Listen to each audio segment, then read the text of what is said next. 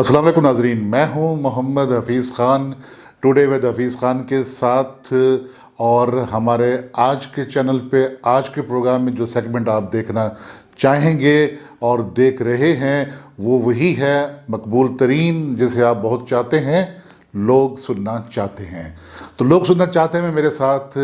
हमेशा तशरीफ़ रखा करते हैं रियाद शाहिद साहब, हमारे दोस्त, हमारे दानिश्वर दोस्त। तो वो मौजू ढूंढ के लाते हैं बड़े कमाल के, और फिर उन मौज़ूआत पे जब बात होती है तो यकीनन एक नया पहलू, और एक नया पहलू में से कई नए पहलू फिर सामने आते हैं। हम देखते हैं कि आज रियाद शाहिद साहब क्या लाए हैं मौजू हमारे लिए। सर, हमारे यहाँ हमने पहले एपिसोड्स में हमने क्राइम पे बात की थी जी। मोटरवे का इंसिडेंट था और उस हवाले से जो मीडिया के ऊपर डिस्कशन जारी थी, यकीनन वो एक घिनौना फेल था और उसकी मजम्मत हर सतह पे की गई। लेकिन एक कुछ और ऑफेंसेस हैं जो इसी से रिलेटेड हैं, लेकिन उसके मुतल्लिक मुआशरे में उतनी सेंसिटिविटी नहीं है जबकि वो होते हैं, और जो लोग आगाह होते हैं उनसे वो इसको ऐसे जाहिर करने की कोशिश करते हैं जैसे वो नहीं हुआ। आपका नावल करकनाथ जो है वो इसका जो किरदार है उसमें दो किरदार ऐसे हैं जो उस ऑफेंस में किसी ना किसी तरह मुलव्वस हुए और बाद में उनकी ज़िंदगियां बुरी हद तक बदल गई। मैं वो बात कर रहा हूँ जिसे हम बदफेली कहते हैं, अननेचुरल ऑफेंस के नाम से कहते हैं, और ज़्यादा अगर वजाहत से कहा जाए तो सॉडमी कहते हैं। सबसे पहले तो ये बताइए कि कानून में अगर खातून अगर रेप होती है तो यकीनन उसकी कोई सज़ा होगी, तो अगर मर्द रेप होता है तो क्या उसके लिए वही सेम चार्ज लगता है जो मुलज़म होता है उसके ऊपर या मुजरिम होता है उसके ऊपर? ये जो है ना, जो एक जिसे कहते हैं ना ख़वातीन से रेप, जो नेचुरल कोर्ट्स है, उसके लिए तो एक अलहदा से दफ़ा प्रोवाइडेड है जो हमारे कानून में और पाकिस्तान पीनल कोड में, या ताज़ीरात पाकिस्तान जिसे हम कहते हैं, शुरू से चली आ रही है 376 दफ़ा 376, उसमें प्रोवाइडेड है कि अगेंस्ट विल हो, अगेंस्ट कंसेंट हो, और इवन अगर वो हस्बैंड भी अपनी बीवी के साथ जाते और कंसेंट नहीं है तो दैट अमाउंट्स टू रेप। यहाँ तक इसमें वजाहत है। लेकिन ये जो अननेचुरल ऑफेंस है, ये चाहे किसी मर्द के साथ हो या किसी औरत के साथ हो, तो इसके लिए एक अलहदा से दफ़ा प्रोवाइड की गई है, और वो है 377 जो अननेचुरल। उसमें आपने देखा होगा कि बाज़ औक़ात जानवरों के साथ ये इस किस्म के वाक़यात पेश आते हैं, घिनौने किस्म के, तो वहाँ पर भी इस किस्म के जो दफ़ात हैं वो अट्रैक्ट की जाती हैं, तो वो भी अननेचुरल के ज़ुमरे में आती हैं कि जो कुदरत ने प्रोवाइड नहीं किया हुआ इंसान उस तरफ जाता है। सबसे पहले तो क्या ये दोनों जो शिकें हैं इनकी सज़ा में फ़र्क है? जी, सज़ा में फ़र्क है जी, ठीक है। और उसकी सज़ा ज़्यादा है जो ख़वातीन से रेप की, वो सज़ा ज़्यादा है, उसके मुकाबले में इसकी सज़ा कम है। तो ये फ़र्क क्यों है? अगर देखिए जितनी तकलीफ़ ज़हनी या बदनी किसी खातून को हो सकती है इस जुर्म से, तो मर्द या बच्चा या नौजवान लड़का वो भी तो इसी का शिकार होता है। जैसे आपने अपने नावल में उन बच्चों की जो ज़हनी और बदनी जो एवोल्यूशन है उसको बड़ी वजाहत से और तफसील से बयान किया है, और मेरे ख्याल में आपने ये बहुत अच्छा ये मौजू उठाया है। और मुझे हमने कुछ जो अदबी महफिलें थी उनमें जब हमने बात की, जो दानिश्वर लोग थे और वो बहरहाल इन चीज़ को वो चाह रहे थे कि इसको इस तरह हाईलाइट ना किया जाए, लेकिन मेरे ख्याल में हाईलाइट करना ही अदीब का एक काम होता है और वो बहुत अच्छी बात है। तो ये क्यों फ़र्क क्यों है इसमें? देखिए ना जी, इसमें मैं अगर आप मुझसे लगी लिपटी के बगैर पूछें तो वो ये है कि जब हम कभी औरत का जिक्र करते हैं तो तमाम तर वो मामलात हम समझते हैं कि ये औरत से वाबस्ता हैं, जज्बाती वाबस्तगी है, दूसरे मामलात हैं, और वहाँ पर मुआशरा भी ज़्यादा और सेंसिटिव हो जाता है कि ख़वातीन के हकूक़ का ख्याल आ जाता है। लेकिन मर्द के साथ जब ये एक जुल्म मर्द रवा रखता है, वहाँ तो एक जेंडर का सिलसिला है ना, अपोजिट जेंडर मौजूद है, तो जो जेंडर के ख़िलाफ़ कोई बायस भी हो सकता है, जेंडर के ख़िलाफ़ अपोजिशन भी हो सकती है, तो वो सारी की सारी वहाँ आ जाती है कि एक मर्द ने औरत के साथ ये घिनौना फ़ेल किया। लेकिन जब मर्द ही एक मर्द के साथ ये घिनौना फ़ेल करता है تو پھر اس میں یہ سمجھا جاتا ہے کہ میں جہاں تک میں سمجھ پایا ہوں کہ یہ مردوں کے آپس کی بات ہے، اور اس کو اتنا برا سمجھا نہیں جاتا۔ آپ دیکھیں کہ مدرسوں میں، سکولوں میں، اور وہ تمام جو ادارے ہیں جہاں پر وہ ان کو بورڈنگ پرووائڈ کی جاتی ہے چھوٹے بچوں کو، وہاں پر یہ اس قدر ہے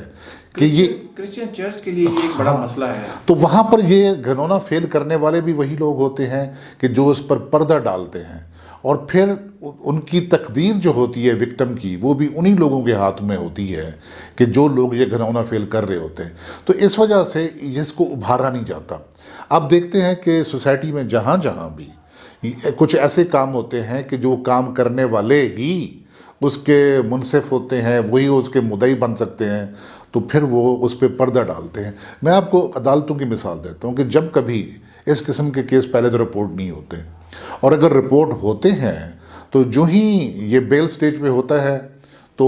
محلے کی پنچایتیں وہ وکٹم کے باپ کے پاس پہنچنا شروع ہو جاتی ہیں کہ جناب آپ چھوڑ دیں، جناب غلط ہو گیا، چلے کوئی نہیں، معاف کر دیں۔ تو وہ کچھ دے دلا کے وہاں پر ہی ان کے درمیان میں گو کہ یہ کمپاؤنڈیبل آفینس نہیں ہے، اس میں راضی نامہ نہیں ہو سکتا۔ لیکن ہوتا کیا ہے کہ وہ کہتے ہیں کہ چلیں جی، جو گواہ رکھے گئے جاتے ہیں، سائٹ کیے جاتے ہیں ایف آئی آر میں، وہ گواہ کر کے جاتے ہیں ہم نے یہ واقعہ دیکھا ہی نہیں ہے۔ جب ایویڈنس کنکلوڈ ہونے لگتی ہے تو اس میں گواہ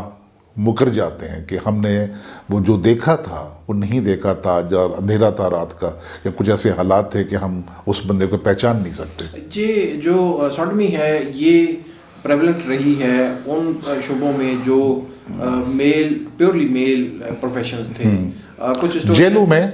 بہت زیادہ جیلز میں ہے، کچھ ہسٹورین جو ہیں وہ اس کو نائٹ ہوڈ جو ہے اس کے اندر بھی تلاش کرتے ہیں۔ سیمنریز کا تو آپ نے ذکر کر دیا۔ ملٹریز، ماڈرن ملٹریز جو ہیں ان کو بھی یہ ایک پرابلم کے طور پہ ان کے سامنے یہ آتا ہے، اور امریکن آرمی اس نے تو بھی اس سلسلے میں قانون سازی کی ہے اور اس میں کچھ جو ہے اس کو چینلائز کرنے کی کوشش کی ہے۔ ہمارے ہاں کب اس کے بارے میں جو ہے وہ لوگ اس کو جاننا شروع ہوئے؟ میں اس لیے پوچھ رہا ہوں کہ جو اس کے میرا یہ ماننا ہے کہ جو اس کے سائیکولوجیکل ایفیکٹس ہوتے ہیں وہ بڑے ڈیوسٹیٹنگ ہوتے ہیں۔ آپ یہ دیکھیے 100 بچوں کا قاتل جو جاوید اقبال تھا، اس کی اگر آپ لائف ہسٹری پڑھیں جو کہ ڈاکٹر سہیل نے لکھی تھی، اس کے اندر جو اس کی جڑیں ہیں پروشن کی وہ ملتی ہیں جب وہ خود اس کو ابیوز کیا گیا، ایک دفعہ کیا گیا یا اس کا کہنا کہ بار بار کیا گیا۔ جب بار بار کیا گیا تو اس کے اندر کوئی ایسی سائیکولوجیکل چینجز آئی ہیں کہ وہ جو ہے وہ اس طرف یہ چل نکلا ہے۔ جب میں جوڈیشری میں تھا تو میری کورٹ میں 2-3 بار ایسا ہوا کہ وہ جو لوگ آئے اور ان سے سوال کیا گیا کہ تم نے ایسا کیوں کیا، تو اس نے کہا کہ میرے ساتھ بچپن میں یہ فیل ہوا تھا اور میرے مائنڈ سیٹ میں تھا کہیں یہ کہ اس پر کچھ بھی نہیں ہوا تھا، کہ جو شخص اس گھنونے فیل کا ذمہ دار تھا اس کے ساتھ کچھ بھی نہیں ہوا، تو میں نے سمجھا کہ اس پہ تو کچھ نہیں ہوتا۔ جس چیز پہ معاشرہ نہیں بولتا، جس چیز کو معاشرہ بولے بغیر قبول کر لیتا ہے، اب کچھ ایسی برائیاں ہیں کہ جس پہ لوگ بولتے ہیں، اس کے خلاف رجسٹ کیا جاتا ہے، سول سوسائٹی بھی سامنے آتی ہے، اور کچھ برائیاں ایسی ہیں جن پہ یکدم ایک سکوت چھا جاتا ہے، چپ سادھ لی جاتی ہے، اس وجہ سے کہ اس جرم میں، جیسے میں نے پہلے عرض کیا، کہ وہ لوگ ملوث ہوتے ہیں کہ جو اس آواز کو اٹھانے کے ذمہ دار ہوتے ہیں، کہ جب وہ آپ سمجھ لیں کہ آپ بھیڑیے کو ہی بھیڑ کی نگرانی پہ مقرر کر دیں تو پھر سنوائی نہیں ہوگی، اور پھر چونکہ یہ ودن دی جینڈر ہوتا ہے تو اس لیے بھی اس کو زیادہ اچھالنا یا اس کے خلاف رجسٹ کرنا سمجھا جاتا ہے کہ نہیں یہ تو ہوتا رہتا ہے۔ میرے خیال میں جو آپ نے بات کی ہے اس کے جو پہلو کہ وکٹم ایک بچہ ہوتا ہے جو اپنا اظہار نہیں کر سکتا، وہ دیکھتا رہتا کہ میرے ساتھ یہ ظلم ہوا ہے، اور جو میرا باپ ہے اسی شخص کے ساتھ کھڑا ہوا اس سے پیسے لے رہا ہے یا اس کو معاف کر رہا ہے اپنے طور پر، تو اور گواہ جو ہیں مکر رہے ہیں، تو وہ کس کے پاس جائے؟ جس طرح فلیش ٹریڈ جو ہے وہ ایک جو انڈر گراؤنڈ ایک بدنام زمانہ آرگنائز قسم کا ریکٹس ہیں اس میں اندر، آپ نے اپنے ناول میں انڈیکیٹ کیا ہے کہ اس طرح کے ریکٹس جو ہیں کام کرتے ہیں، وہ میل جو پروسٹیٹیوٹس ہیں ان کے لیے بھی ہوتے ہیں کہ فورسبلی ان کو اس پروفیشن میں رکھا جائے۔ آپ نے اس سلسلے میں کچھ انڈیکیشنز کی ہیں کہ ایسے جہاں پہ مزدور زیادہ کام کرتے ہیں ایسی سائٹس ہیں جہاں پہ وہ اپنی فیملی سے دور ہوتے ہیں اور ان کا اجتماع ہوتا ہے, وہاں پہ اس کا فروغ ہے. پھر پاکستان کچھ ایسے علاقے ہیں جہاں پہ اس کو سوشلی ایکسیپٹ کیا جاتا ہے. ہمیں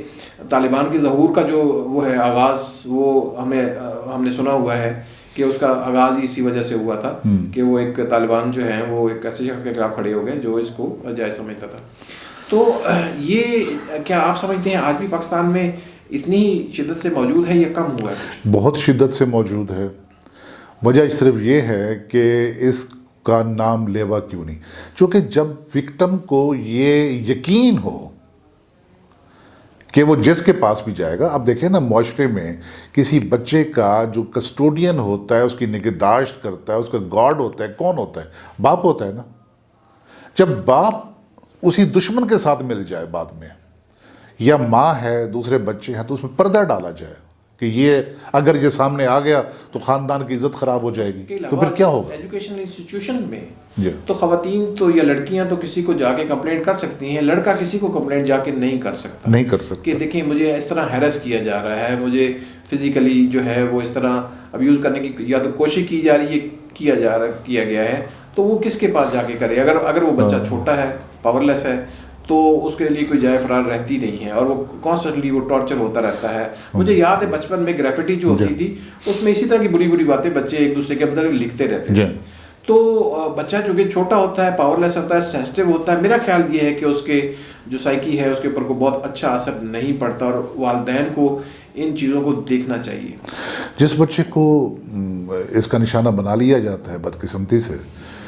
وہ بچہ الٹا پوری سوسائٹی میں جہاں جہاں وہ موو کرتا ہے, اگر وہ کسی سکول میں ہے, کسی مدرسے میں ہے, کسی اور بورڈنگ میں ہے, کسی مشنری ادارے میں ہے, یا کسی اور جگہ پہ ہے, تو الٹا اسی کو نشانہ بنایا جاتا ہے مذاق کا. وہ جو اس کا ذمہ دار ہوتا ہے اس کے ساتھ مذاق نہیں کی جاتی, نہ اس کو مذاق کا نشانہ بنایا جاتا ہے. تو مذاق کا نشانہ بھی وہی بنتا ہے. تو وہ سمجھتے ہیں کہ اس سے بہتر ہے کہ ہم مذاق کا نشانہ بھی بنیں اور ہم رسوا بھی ہوں, تو پھر چپ ساتھ لی جاتی ہے. یہ جو چپ ہے نا, یہ اس بچے کی پوری زندگی کو برباد کر کے رکھ دیتی ہے. وہ سائیکولوجیکلی بھی وہ ایک بیلنس آدمی کے طور پر بیہیو نہیں کر سکتا, اور وہ معاشرے کے لیے بھی ایک سود بند فرد ثابت نہیں ہو سکتا. بڑے ہو کر اگر اس کی شادی بھی ہوتی ہے نا, تو اپنی فیملی کے لیے بھی سود بند ثابت نہیں ہو سکتا. وہ ایک ٹوٹا ہوا شخص ہے جس کے اندر دراڑیں ہیں. وہ ایک جیسے کرچی کو شخصیت ہوتی ہے نا,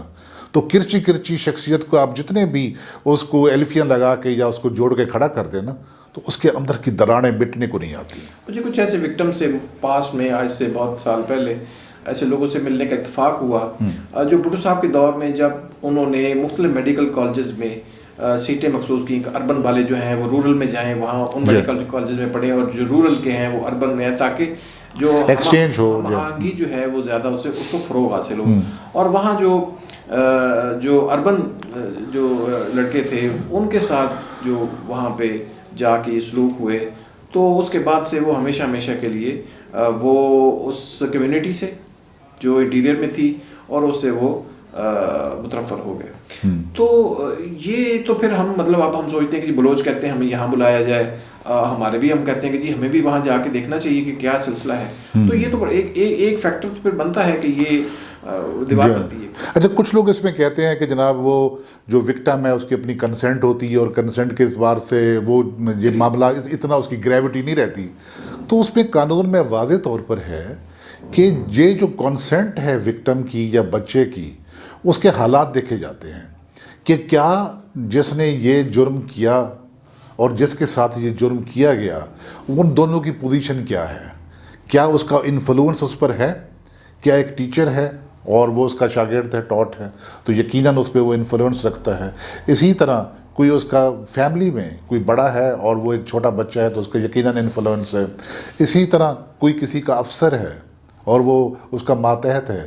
بہت ساری ایسی مثالیں ہو جاتی ہیں کہ جن میں یہ سارے مسائل آتے ہیں. اسی طرح آپ دیکھیے گا کہ جب یہی جرم جو ان نیچرل آفینس خواتین کے ساتھ روا رکھا جاتا ہے, تو ہمارے ہاں اگر میں بہت ہی محتاط اندازے کے ساتھ بات کروں تو جو ڈیزولوشن آف میرج کے کیسز آتے ہیں, تنسیخ نکاح کے ہماری فیملی کورٹس میں, اس میں کم از کم 30% کیس ایسے ضرور ہوتے ہیں جہاں بیویوں کی طرف سے یہ ایلیگیشن لگایا جاتا ہے ہسبینڈ کے خلاف، اور اسے ڈیزولوشن آف میرج کی ایک گراؤنڈ کے طور پر لیا جاتا ہے، اور اگر یہ چیز پروو ہوتی ہے تو صرف اسی چیز پر بھی اس کو ڈائیورس ہو سکتی ہے۔ جیل کے اندر قیدی ایسے ایک مخلوق ہے جس کی آواز باہر کم سنائی دیتی ہے۔ جی، آپ نے اپنی ناول میں یہ ذکر کیا ہے کہ وہاں کی اپنی دنیا ہے، جی، اپنا ایک نظام ہے، اور اس میں بھی حکم محکوم اور اس جی، اگرچہ آپ ایک جگہ میرے خیال میں شاید جا کے رک گئے، آپ نے مزید اس کو ایلیبوریٹ نہیں کیا، تو کس حد تک یہ ہے؟ آپ کا ایکسپیرینس کیا کہتا ہے؟ دیکھیں نا کہ جہاں جہاں یہ کوئی بند چار دیواری ہوگی، ایک بند بیرک ہوگی، اور وہاں پر کچھ لوگ طاقتور ہوں گے، کچھ کمزور ہوں گے، کچھ حاکم ہوں گے، کچھ محکوم ہوں گے، تو ان کے پاس اپنی حاکمیت جتانے کا صرف اور صرف یہی طریقہ کار ہوتا ہے کہ وہ جنسی عمل کو تشدد بنائیں۔ آپ دیکھتے ہیں کہ جنگوں میں یا جنگوں کے بعد بھی اگر انہوں نے عورتوں پر اپنا کوئی روب جمانا ہوتا ہے یا اپنی طاقت دکھانی ہوتی ہے تو اسی کو بطور ہتھیار کے یوز کیا جاتا ہے، اور جیلوں میں یا تو ان تمام اداروں میں جہاں بوسٹل لیونگ ہے یا جہاں پر ان کا جو ہے جہاں جہاں ان کی ہاسٹلائڈ ہیں بچے، تو وہاں بھی یہ اس قسم کا سلسلہ ہوتا ہے کہ وہ ان کے رحم و کرم پر ہوتے ہیں، وہ کہیں بھاگ نہیں سکتے، وہ کہیں جا نہیں سکتے، تو جہاں جہاں یہ ہوگا، جہاں کوئی کمزور ہوگا تو اس پر یہ ظلم روا ہوگا۔ اس کے خلاف نہ تو کوئی NGO آواز اٹھاتی ہے، نہ ہی اس پر ہمارا میڈیا آواز اٹھاتا ہے، نہ ہی اس کے بارے میں کوئی پروگرام اویئرنیس کے آتے ہیں، نہ ہی بچوں کو اویئرنیس اس کے بارے میں بتائی جاتی ہے۔ میں نے شاید پہلے بھی ذکر کیا تھا کہ ایک میں ڈسٹرکٹ میں سیشن جج تھا، تو وہاں پر میرے پاس جو منتھلی میٹنگ ہوتی ہے کرمنل جسٹس کوآرڈینیشن کمیٹی کی، تو وہاں ہم نے دیکھا کہ یہ جو کیسز تھے بچوں کے ساتھ سوڈمی کے یا بچوں کا نکل جانا، وہ کوانٹم بڑھنے لگا تھا۔ تو میں نے جو وہاں کے DPO تھے ان کے ساتھ مل کر ہم نے بچوں کے سکولوں میں جو ان کی غیر حاضریاں تھیں ان کو نوٹ کرانا شروع کیا، ان کے گھروں میں پیغامات جو تھے اپنا موبائل فون سے وہ بھجوانے شروع کیے کہ آج آپ کا بچہ نہیں آیا، تو ان کے والدین نے چیک رکھا، اور وہ جگہیں یہ جو پارک ہوتے ہیں ان کے جو تاریک گوشے ہوتے ہیں چاہے دن میں جو ویران ہوتے ہیں، تو وہاں پر اگر ایک پیرا ہو وہاں نگاہ رکھی جائے، دیکھا جائے، اور وہ تمام تر ڈین جہاں جہاں بچوں کا ابیوز ہو سکتا ہے، اگر پوری سوسائٹی سینسٹائز ہو اور اپنی سینسٹیوٹی شو کرے تو میں سمجھتا ہوں کہ اس جرم پر قابو پایا جا یہ سکتا ہے۔ بتائیے کہ سائیکولوجیکل لیول پہ کیوں کچھ لوگ جو ہیں وہ اس طرف مائل ہوتے ہیں؟ میرا تو خیال یہ ہے کہ شاید اس کی ایک وجہ یہ ہے کہ جو اپوزٹ جو جینڈر ہے اس کے ساتھ جو ہیلدی انٹریکشن کے مواقع ہیں وہ اس کو ہمارے یہاں ہر سطح پہ اس کو ڈسکریج کیا جاتا ہے، اور جب ہر سطح پہ ڈسکریج کیا جاتا ہے تو میرا خیال یہ پرابلم وہاں سے جنم لیتا ہے۔ ایسے معاشرے، ٹرائبل معاشرے جن کا جو کوڈ آف ایتھکس اس معاملے میں بہت سخت ہے، وہاں یہ زیادہ پریولنٹ ہے۔ آپ دیکھیے، اور جو آپ اربن سوسائٹیز کی طرف آتے چلے جائیں تو وہاں پہ اس کرائم کی شرح اتنی نہیں ہے جتنی کہ وہاں پہ اندازہ کیا جا سکے۔ دیکھیں نا کہ ایک مطلب وار لارڈ جو ہے اس کے خلاف جو ہے وہ طالبان اٹھتے ہیں، اور اس کے صرف اس لیے کہ وہ بزد ہے کہ میں بینڈ برات کے ساتھ میں یہ ضرور کام کروں گا۔ ہماری تاریخ میں تاریخ فیروز شاہی جو ہے اس کے اندر جو ہے وہ جو خسرو خاں ہے اور باقی اس کے جو سلسلہ ہے، ملک کافور، علاؤدین خلجی کا واقعات وہ سارے دیکھ لیں، یہ ساری چیزیں آپ کو ہسٹری میں ملتی ہیں، اور اس میں بادشاہ سلامت جو ہیں وہ باقاعدہ جو ہیں وہ بنتے ہیں، خاتون بنتے ہیں وہ سارا۔ تو یہ جو ہے ٹرائبل جو ہے کلچر، اس کے اندر کیا؟ اچھا، اس میں ایک بات کی جاتی ہے فطری میلان کی، کہا جاتا ہے جیسے ہے نا دوسرے ممالک میں، مغرب میں، اس پہ تو ہم بات کرتے ہیں، اس پہ بات کرتے ہیں۔ میں اس بات سے ابھی میں اپنا ڈس ایگریمنٹ شو کرتا ہوں کہ یہ جو فطری میلان جہاں پیدا ہوتا ہے یہ وہ چیز ہوتی ہے کہ جہاں پر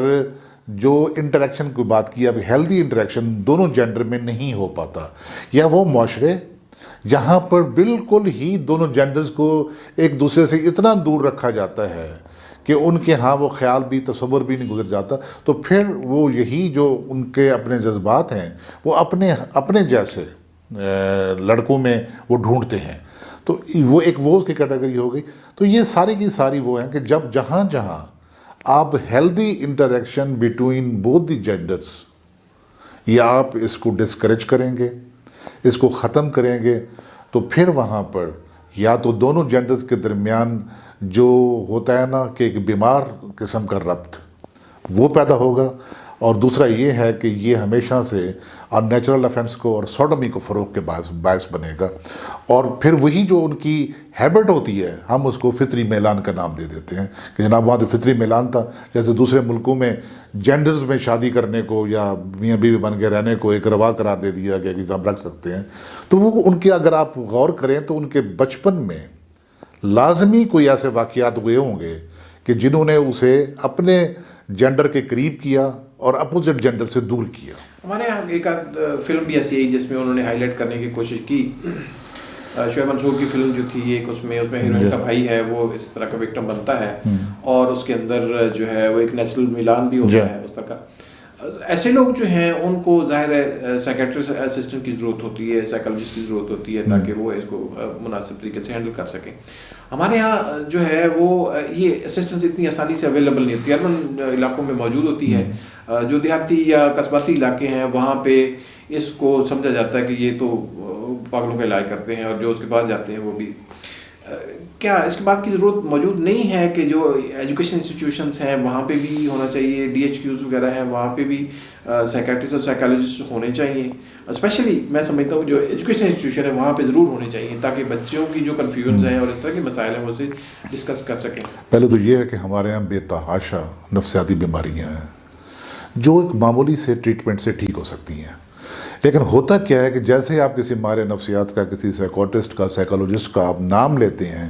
تو ہمارے معاشرے میں، ہمارے گھروں میں فوراً ایک تصور ابھرتا ہے کہ یہ تو اس کے پاگل پن کا علاج ہو رہا ہے، اور پاگل پن کا سٹگما کوئی بھی اپنے ساتھ لگا برداشت نہیں کرتا، لوگ اسی میں بیماریوں میں گلتے سڑتے رہتے ہیں لیکن نام نہیں لیتے سائیکالوجسٹ کے پاس جانے کا یا سائیکوٹسٹ کے پاس جانے کا۔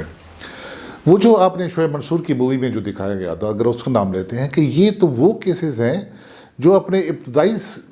سٹیج پر کہ ان میں ان کا جینڈر ہی ڈائگنوز نہیں ہو پا رہا ہوتا، ایک چھوٹا سا آپریشن، اس کے بعد ان کا جینڈر طے پا جاتا ہے کہ آیا وہ میل ہیں کہ فیمیل ہیں، اور اس کے کنفیوژن جہاں جینڈر کی ہوتی ہے تو بہت سارے کیسز ہوتے ہیں، اگر انہیں اسی سطح پر دیکھ لیا جائے تو یہ کنفیوژن آگے نہ بڑھے، اور وہ جو لوگ اپنے